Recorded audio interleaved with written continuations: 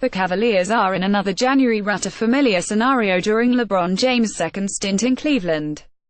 They build up wins in the early part of their schedule and then proceed to go on autopilot mode for the remainder of the season until they accelerate into a playoff run. It's a formula that's worked for them every season. However, this season feels a little different.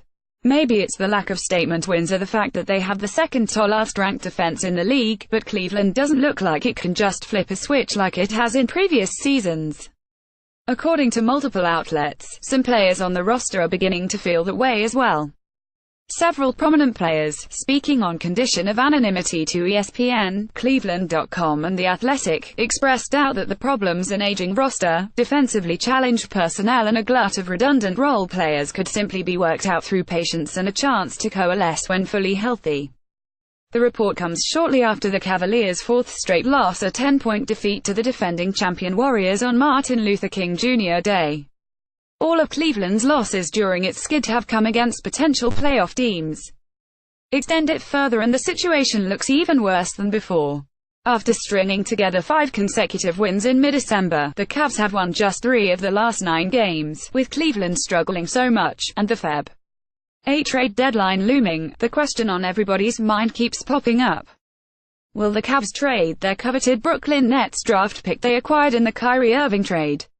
They can also move their own draft pick, but that won't gain the same return, according to ESPN. However, the chances of the Nets pick being moved seems unlikely. However, several league sources told ESPN that the Cavs would prefer to hold onto the pick as a potential franchise-setting asset should LeBron James leave as a free agent in July. It makes sense for the Cavs to hold on to a pick of that value with the potential of a reset looming. James has given them no indication he plans to stay beyond this season, and a hard restart would be far easier with that kind of asset.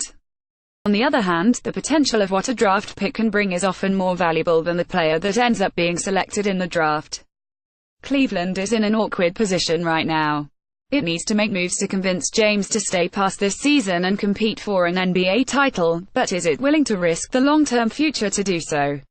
Nobody would blame the Cavs if they moved the pick in return for another weapon that can help fuel another run at a title. After all, success is never guaranteed, but try telling that to a franchise that's already done that once before and needed a surprising reunion just to return to form.